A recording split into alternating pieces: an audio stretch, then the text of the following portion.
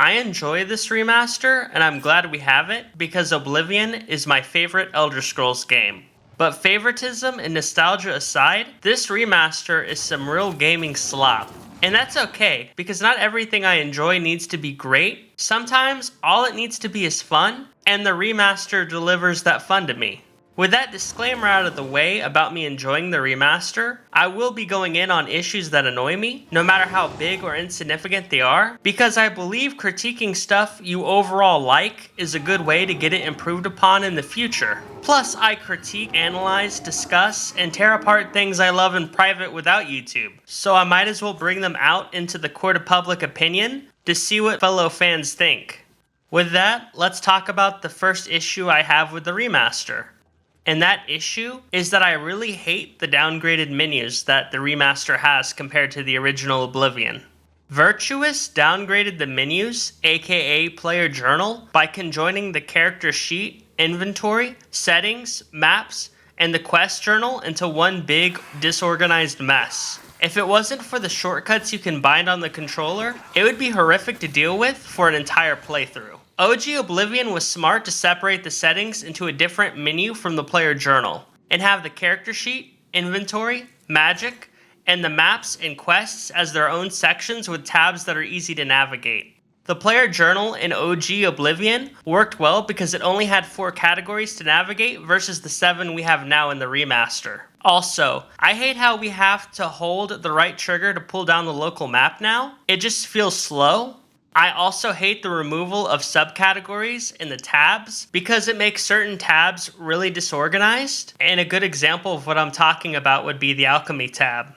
In the alchemy tab, they used to separate potions, ingredients, and alchemy tools, but now it's all together in alphabetical order, which obviously makes it disorganized because you used to be able to get a potion from the potions tab, or if you wanted to see certain ingredients, you could do that in the ingredients tab. But now it's all together alphabetically, and the alchemy tab is not the only tab that suffers from this disorganization. Another good example is the miscellaneous tab. That specific tab used to organize stuff like soul gems, books, lockpicks into different subcategories, making it way easier to navigate than it is now because it's alphabetical. And lastly, I hate how difficult it is to put loot into a container now, especially in your player home, because it'll only show the inventory of the storage space you selected instead of showing your storage and its storage, and letting you periodically go between the two of them and take stuff out or put stuff in. You have to press a button which will bring your inventory out, and I don't know why they made that change, it's just stupid.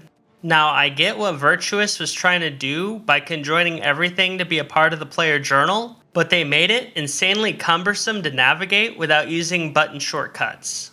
I just wish they did not mess with something that was already fine to begin with, and in fact, let's not talk about some things I wish they actually changed from the original Oblivion, but for some reason they decided not to, and it just baffles me. I honestly think item scaling and world scaling in Oblivion is bad, and this is 2 of the things I really wish the remaster changed, but for some reason they kept the same, and I wish they didn't. And I know there's mods out there that fix these problems, but these are things that shouldn't need to be fixed with mods in my opinion. So first, let's talk about item scaling. Getting quest rewards depending on your level is stupid, and incentivizes you to not do quests until you can get the max reward. Because why bother doing quests until you can get the best rewards for those quests to make your character better? Now here's an example. The bloated float quest called An Unexpected Voyage. Your gold for completing the quest and special sword you can get from the gang boss are all affected by what level you are. If you are a low level, you will get low gold and a crappy enchanted sword. But if you wait till you're like level 25 to 30, you will get way more gold and a good enchanted sword that is just as effective as Daedric weaponry. In my opinion, that is insanely stupid. You should just get one reward for completing a quest. I don't believe that you should be punished for doing quests with crappy gear and crappy loot. It's not good for the players, and a lot of players play these games for the questing, so it's not a good idea to punish these players for going into these quests at an early level and giving them subpar loot as a reward for doing the quests early instead of waiting and dungeon delving until they're about level 25 to 30. People should be able to play Oblivion the way they want to, and not be punished for it unless you do something really stupid like not leveling up a combat ability.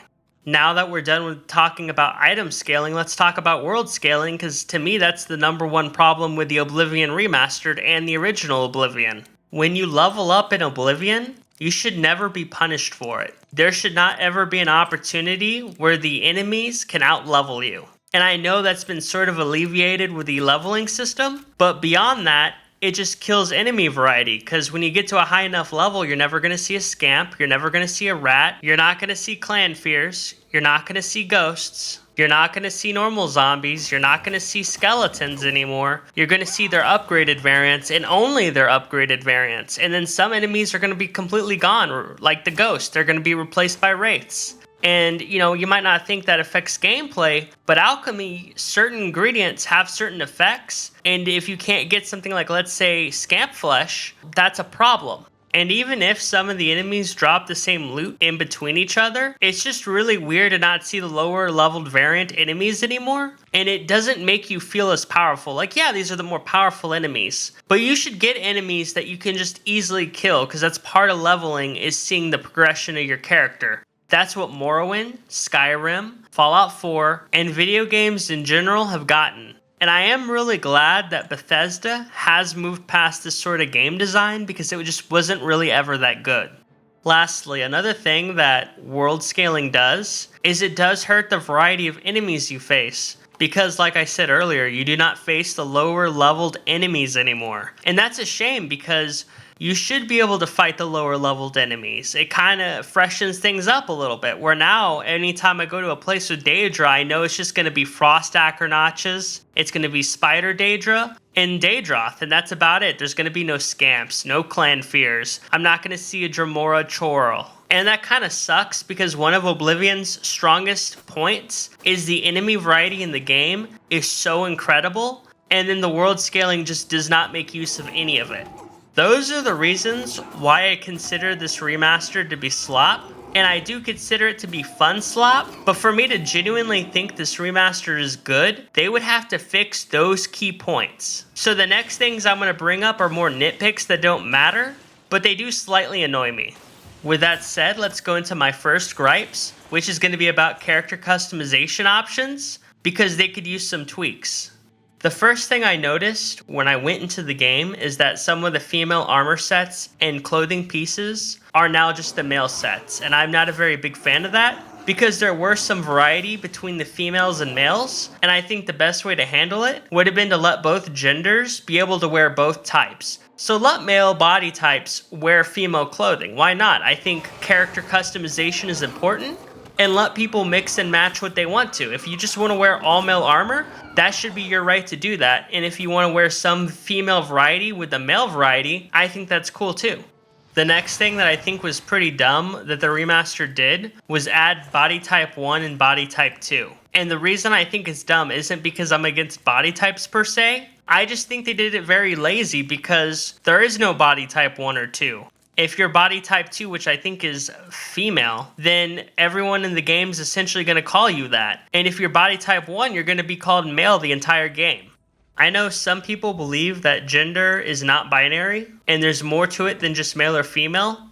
But in the video game Oblivion, that is not true. You are only male, you are only female, and there's no middle, there's no in between, and there's no other. Now, I also wouldn't mind if they did what Starfield did, and let you choose your pronouns, let you choose your body type, and if you want to be fat, muscular, skinny, I think that's good. But I overall just don't like the way they did it, because it's lazy, and I remember looking at the body types and being like, what are they talking about? And then having to click and realize it's male or female. Now, the last change I'd like to see with character customization is a fix to the young and old slider, because I do think it could use some work. When that slider is all the way to young, you do not look like a young adult. You do not look like someone that is like 18 to 21 years old. You look like you are firmly in your 30s and that you are an adult. And I get it. I'm not saying 30's old. I'm almost 30. But at the same time, when you have it all the way to young, you should have your character looking like 18, 19, 20 years old and not firmly in adulthood. Now, the last nitpicks that I want to talk about are some of the monster redesigns, because I think they could use some work.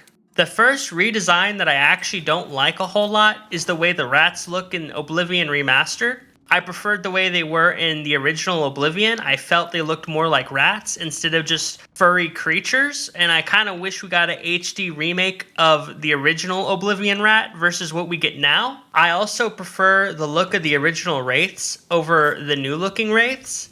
And it's specifically in the face. In the original game, it looked kind of fleshy. It wasn't human face, but it didn't look like a complete skeleton like it does now. And I liked kind of how the face looked really long and really weird. It was kind of like an alien weird. Like the wraith looked off, and I liked that about the look in the original. And the last thing that I want to talk about, and again, I know it's not a big deal, but it is a little annoying, is that the zombies have shorts now. It's just kind of weird. In the original game, the zombies did not wear shorts. And the way they were able to not put genitalia on them is by completely removing it. And I kind of wish we had that. Because again, it worked in the original game. You could still buy the original game. It's not A-rated. In fact, when the game came out, it was T-rated. But in this remaster, they were scared and they just put shorts on the zombies, which is just kind of weird when the original ones don't have shorts.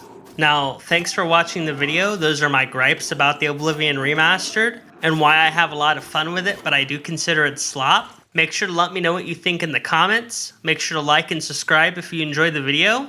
Thanks for watching, and... I'm sorry, sir. It's time for you to leave.